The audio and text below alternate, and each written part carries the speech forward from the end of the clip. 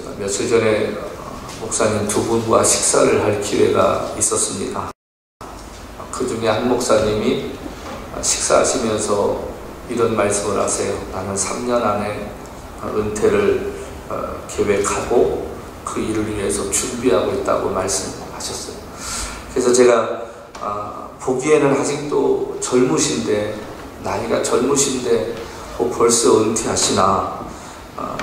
그래서 제가 이제 그 은퇴 계획을 제가 세우셨다고 해서 듣고 있다가 중간에 말을 끊고 우스갯소리로 그런 말씀을 드렸어요.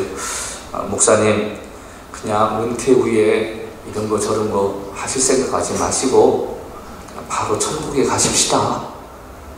이 땅에 사셔야 뭐 우리 모두가 죄만 짓는데 할 일 다 마쳤으면 자, 천국으로 가시는 게 어떠냐고. 그랬더니 목사님이 저를 빤히 바라보시더니 천국이 너무 좋아서 좀 더 있다 가겠다고. 죽기는 싫으신 거예요. 여러분들에게는 어떻습니까? 주님이 오늘 이 밤에 우리를 부르신다고 하면 아멘 주 예수여 감사하나이다 이렇게 하시겠습니까? 아유 주님, 제가 아직도 할 일이 많은 거 아시는데 왜 벌써 불러오시고 그러세요? 그렇게 볼멘 소리를 하시겠느냐, 그런 말입니다. 어쩌면 오늘 믿는다고 하는 사람들의 대답도 이와 같지 않을까요? 천국 가십시다 그러면 화내고 죽으라는 이야기처럼 들려지기 때문에 그렇습니다. 제가 어디 갔다 오다가 집 앞에 차를 잠깐 멈추고 한 분이 통화가 되어서 그 여자분이 저한테 목사님, 제가 내년에는 꼭 시집갈 것 같은 느낌이 듭니다. 그래요. 그래요? 그래서 어떻게 해서 그런 생각이 들었어요? 했더니 그런 필링이 온다는 거예요. 그래서 그냥 몇 살까지 살고 싶어서 그러세요? 했더니 85세라고. 근데 그 뒤에 참 재밌는 말이 따라오는데 85세까지 가요? 그냥 80에 가지. 우리 모세가 이야기하기를 우리 인생이 70이고 강건한 80이다. 사는 것이 다 수고와 슬픔뿐이다 했더니 해뜸한단 말이에요. 그런 얘기가 성경에 있나요? 아니 성경 뭐하러 읽었어요? 안 읽어봤어? 했더니 글쎄요, 저는 성경 많이 읽었는데 지나친 것 같아요. 우리가 성경을 읽을 때 가만히 보면요, 우리가 읽고 싶은 얘기, 내가 원하는 얘기들에게 꽂히지 그런 것들은 별로 이렇게 마음에 두지 않는 것 같아요. 여러분, 매년 이맘때쯤 되면 많은 사람들의 그 마음이 좀 싱숭생숭합니다. 한 해를 보내는 그냥 아쉬움도 있지만 또 새해를 맞이하는 소망도 있지만 불안함도 있습니다. 내년에는 어떤 일이 내 삶에 어떻게 일어날까? 그런데 우리가 가져야 할 그 희망이라는 것이 무엇일까? 세상 사람들은 우리가 새해에는 이런 희망을 갖고 달려가 보자 라고 이야기하는데, 저와 여러분들에게 있어서 말하는 그 희망이라는, 우리 교인들이 얘기하는 그 소망은 무엇이야 되겠느냐는 말입니다. 여러분들에게는 희망이 어떤 것입니까?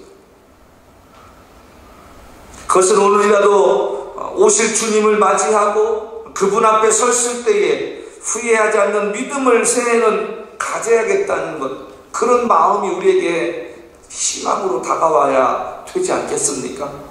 지난해보다는 새해에 우리의 신앙이 하나님 보시기에 더 신실하고 진실하게 되어야 되지 않겠느냐 하는 것입니다. 2000년 전 예수께서 이 땅에 오셨을 때 대부분의 사람들은 예수님을 메시아로 생각하지 않았습니다. 예수님이 기적을 베푸실 때는 그 옆에 있다가 마지막 예수님을 십자가에 못 박으라고 이야기할 때 모든 사람들이 벌떼처럼 들고 일어나서 그를 십자가에 못 박아야 한다고 소리소리 쳤다는 것입니다. 자, 그런데 중요한 것은요, 예수님께서 부활하시고 나서 세상이 바뀌기 시작했습니다. 그렇게 소리 고래고래 지르고 동조했던 사람들의 마음이 변화가 돼서 한 사람 한 사람이 예수 믿기 시작했다는 것입니다. 중요한 것은 주님께서 말씀하신 다시 오실 주님을 기다리며 죽음을 두려워하지 않고 믿는 자답게 그들이 죽어갔다는 거예요. 죽음을 앞에 둔 사람에게 하루하루의 삶의 의미가 일반인이 생각하는 삶의 의미와 분명 다를 것입니다. 오늘 이 시간에도 원치 않는 병들로 인하여 투병하고 있는 분들에게, 여러분, 죽음이 앞에 있는 그 사람들에게 하루의 삶의 의미는 우리와 분명히 다를 것이라고 저는 믿습니다. 얼마나 그들은 하루의 그 한 시간의 시간이 소중하게 느껴지겠느냐는 것입니다. 그리고 내일을 바라보며 내일도 눈을 뜨고 가족을 볼 수 있기를 저들이 소원하며 아픈 몸을 이끌고 잠자리에 들지 않겠습니까? 우리가 하루를 살고 한 해를 산다는 것은 여러분, 보이지 않게 죽음을 향해서 한 걸음 한 걸음 더 다가간다는 것입니다. 여러분과 제가 한 해를 살았다는 것은 우리의 삶의 죽음에서 한 해가 더 가까워졌다는 의미라는 것입니다. 나이가 젊을수록 죽음에 대해서 생각하지 않습니다. 그것은 나와 먼 이야기라고들 생각하고 살아요. 하지만 우리 모두에게 생각지도 않게 찾아오는 것이 죽음이라는 손님인데, 그 손님은 우리 모두에게 한 번 정도는 다 찾아온다는 것입니다. 며칠 전에 미국의 눈폭풍으로 인해서 많은 사람들이 죽어갔는데, 구조대가 가서 눈속을 파헤쳐 보니까 차 안에서 죽으신 분들도 꽤 된다. 그들이 아침에 집을 나설 때 자기들이 죽을 것이라고 생각했겠습니까? 그렇게 생각했다면 결코 그들은 그 차를 타고 집을 나서지 않았을 것입니다. 한국에서도 고속도로를 달리다가 차가 화재가 나서 방음벽으로 세워놨던 것이 불이 붙어가지고 젊은 나이에 불에 타 죽은 사람도 있습니다. 그들이 그 시간에 자신들의 생명이 마감될 것을 알았다면 결코 그들은 퇴근하고서 그 길을 가지 않았을 것입니다. 잠언서 27장에 있는 말씀처럼 너는 내일 자랑하지 말라, 오늘 하루 중에 무슨 일이 날지 알 수 없다고 하는 이 말씀처럼 저와 여러분의 인생 가운데 어떤 일이 어떻게 일어날지 아무도 모르고 산다는 것입니다. 우리가 읽은 이 요한계시록이라는 책은 갖고 있는 성경책의 끝이지만 동시에 우리 인류 역사의 마침표를 찍는 내용이 담긴 이야기입니다. 이 책에 기록된 내용대로 이루어진다면 우리는 이 땅에 있는 것이 아니라 모든 믿는 자들이 그렇게 기대했던 주님 앞에 서고 그분 뜻대로 삼자만이 천국에 간다는 것이 현실로 느껴지는 그날이 될 줄로 믿습니다. 창세기 1장은 태초에 이렇게 시작합니다. 그러나 마지막에 읽은 지금 이 책의 끝에는 뭐라고 얘기하냐면 주 예수의 은혜가 모든 믿는 자들에게 있을지어다. 아멘. 그렇게 끝납니다. 여기서 아멘이라는 뜻은 그렇습니다, 그렇게 될 줄로 믿습니다, 긍정과 동의의 의미가 담겨 있습니다. 여러분, 예수님의 제자 중에 가장 오래 살고 순교하지 않은 요한의 눈에 세상의 모든 끝이 보이고 사라질 때 그에게 들려오는 한 소리가 있었어요. 처음에 이 두루마리를 기록하게 만드신 그 음성이 그에게 들려오는데 뭐라고 하냐면 여기 이렇게 그에게 들려집니다. 내가 진실로 속히 오리다.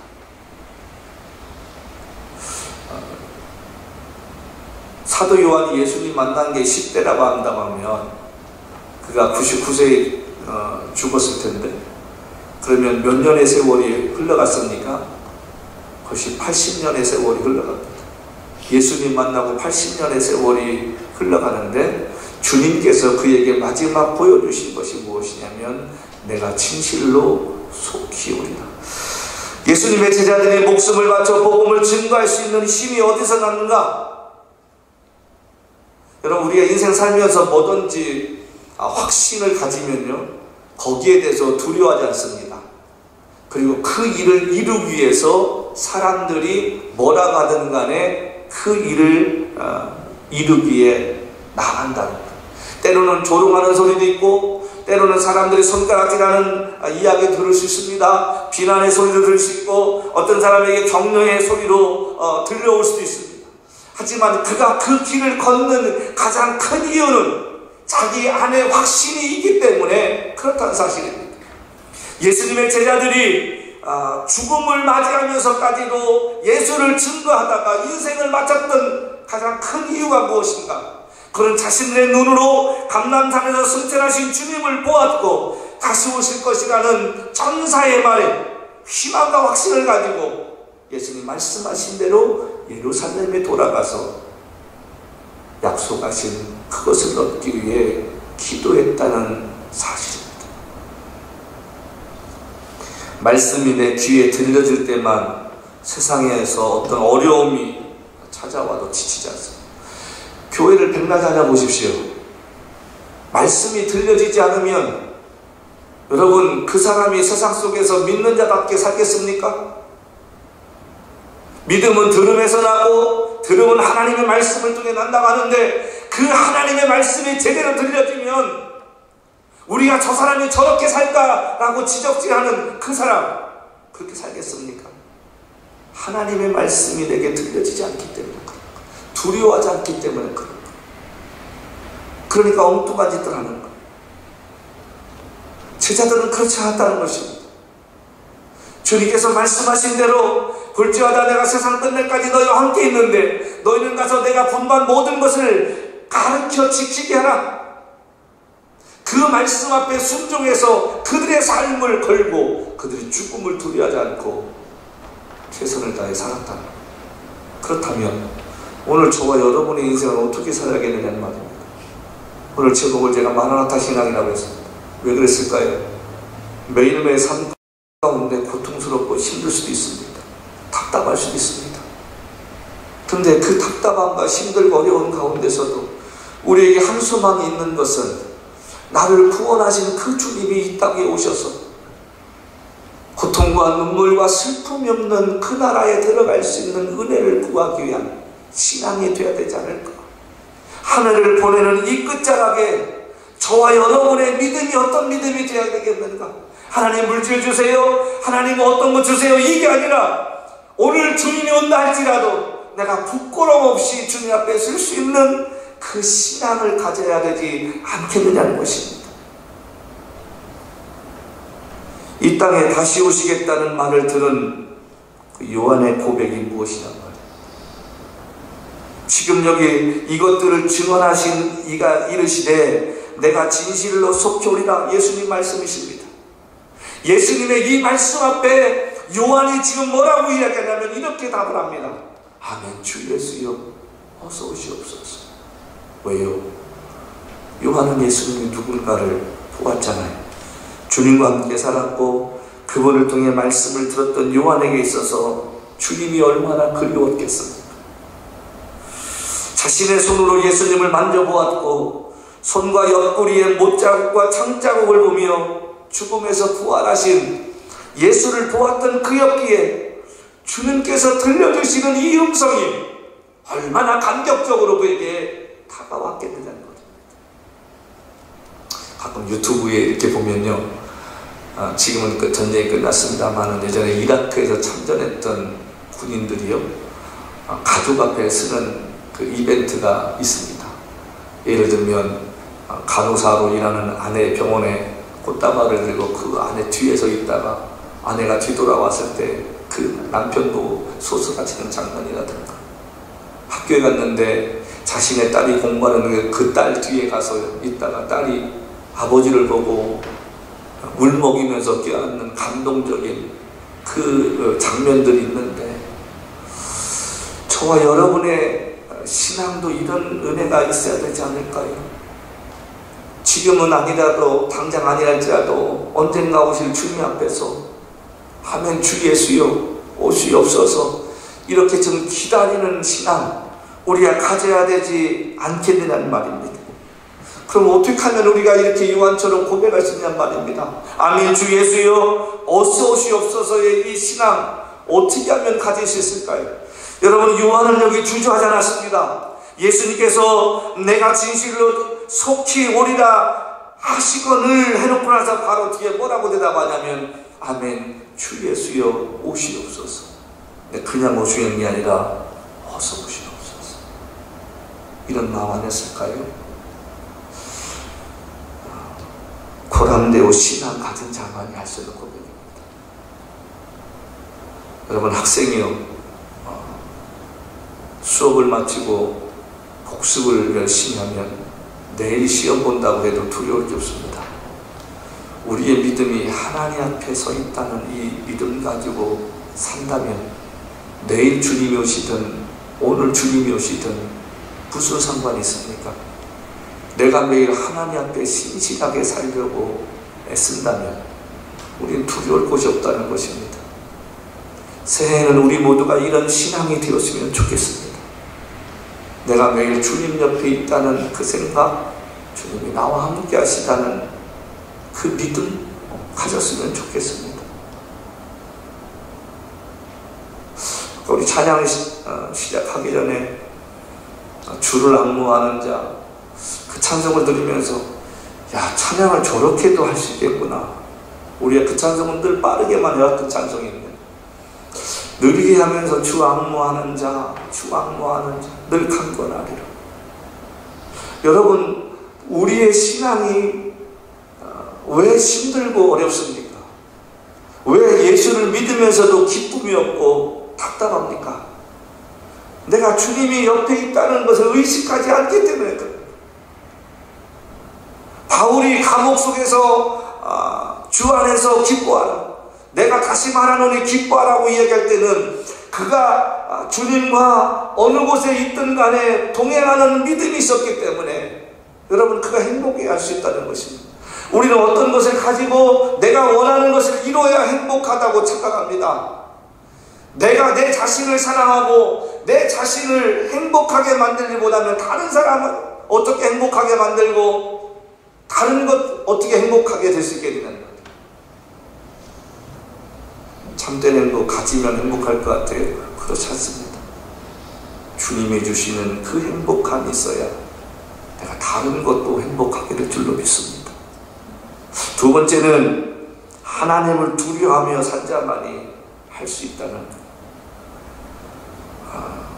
사울 왕이 있었어요. 이스라엘의 초대 왕이었던 사울 왕이 죽게 되는 이유 중에 하나가 그가 자기를 위한 기념비를 세웠어요. 기념비. 하나님의 은혜로 그가 왕이 되기 전에는 겸손하고 그가 숨어버리는, 자기는 왕이 되지 않겠다고 했던 그런 겸손함이 있었던 사람인데 하나님과 관계가 이상해지다 보니까 하나님을 두려워하지 않기 시작했습니다. 우리 성경 보면서 사울이 기도했다는 이야기 어디 본 적 있나요? 사울은 하나님을 두려워하지 않았습니다. 여러분, 우리가 하나님을 두려워한다는 말이 무슨 말입니까? 하나님이 내 옆에서 보고 계신다. 오늘 우리가 아멘 주 예수여 어서 오시옵소서라고 고백할 수 있는 그 신앙은 하나님을 두려워할 때 인생에는 지우개가 없다는 사실을 기억하면서 하십시다. 많은 사람들이 하나님을 기쁘시기보다는 자기 뜻대로 자기 기념비를 세우려고 자기 업적을 만들려고 하며 산다는 것입니다. 세 번째로 주님이 기뻐하시는 삶을 살려고 애쓰는 자만이 할 수 있습니다. 여러분, 주님이 우리에게 요구하시는 게 뭐예요? 큰 거 아니에요. 너희는 서로 사랑하라. 너희가 서로 사랑하면 이로써 너희가 내 제자인 줄 알리라.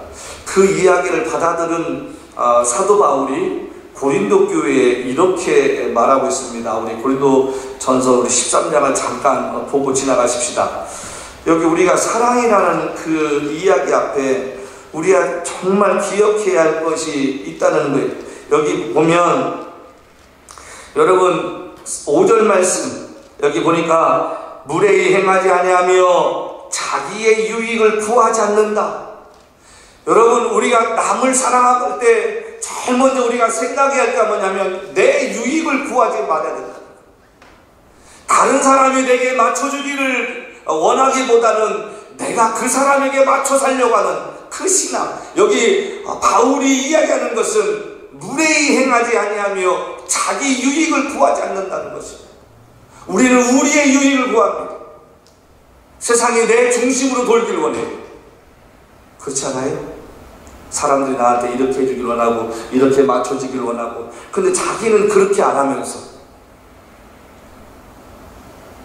올 한 해 내년 한 해 우리 살면서요 우리가 이 부분을 한번 꼭 기억하고 있습니다. 자기 유익을 구하지 않는다. 그러니까 여러분이나 저도 내가 원하는 대로 상대방이 해주길 원하기보다 내가 한번 상대방이 누구든 간에 그에게 한번 맞춰 살려고 쓰는 신앙 되었으면 좋겠습니다.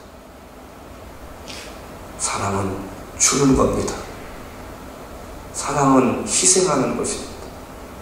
사랑은 기다리는 것입니다.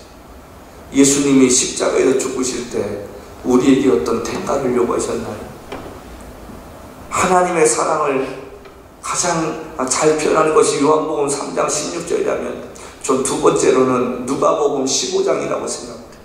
집을 나간 아들을 기다리는 그 아버지의 심정.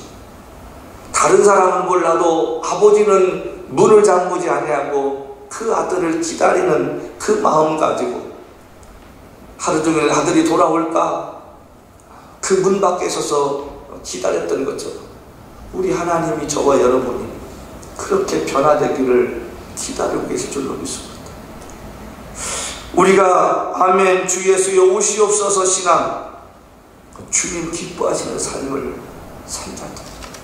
예수님의 제자들이 그 사랑 가지고 한 사람이라도 구하려고 애쓰다 죽은 거 아니겠습니까?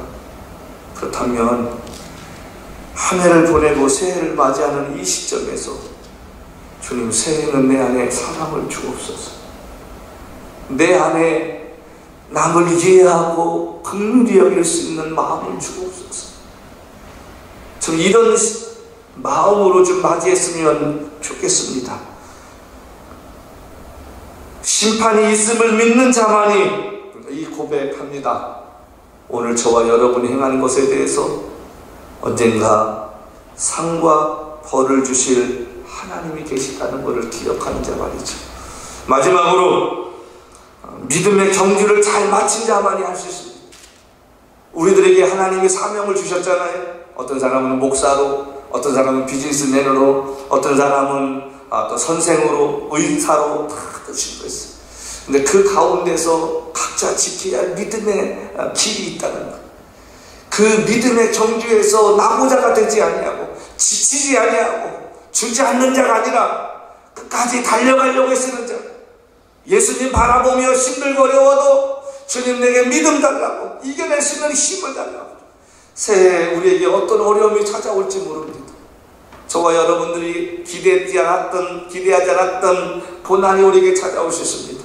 그럴지라도 주님 내 믿음 흔들리지 아니하고 그 가운데서도 하나님이 분명히 내게 뜻이 있으시고 길이 있으시고 나를 통해 이루실 것이 있음을 믿고 믿음의 경주에 멈추지 않는 자들 되십시다. 그런 자들이 아멘 주 예수여 오시옵소서 이 마라나타 신앙을 고백할 수 있는 줄로 믿습니다. 우리의 생명의 시간이 다 각자 다를 거 아닙니까? 저도 제게 남은 시간이 얼마 있는지 모릅니다. 여러분들에게도 마찬가지죠. 그러나 그 주어진 인생의 시간 살아가는 동안에 저와 여러분의 신앙이 약해지지 않길 바라고, 한 해가 지나고 또 한 해가 지날수록 예전에는 몰랐는데 주님 오시옵소서. 이 마라나타의 신앙이 두터워질 수 있는 은혜가 있기를 주님을 간절히 축복합니다. 성경에 기록된 이 말씀, 슬픔과 눈물을 닦아주는 그 나라에 드러나는 것이 동화 속에 나오는 한 이야기가 아니라 그리 멀지 않은 시간에 우리 모두에게 찾아올 역사적인 사건임을 기억하시고 우리 주님 앞에 열심을 내십시다. 그래서 주님 기뻐하시는 자의 삶을 살면서 저와 여러분의 가슴에 마라나타의 신앙의 고백이 커지는 은혜가 있기를 간절히 축복합니다. 아멘.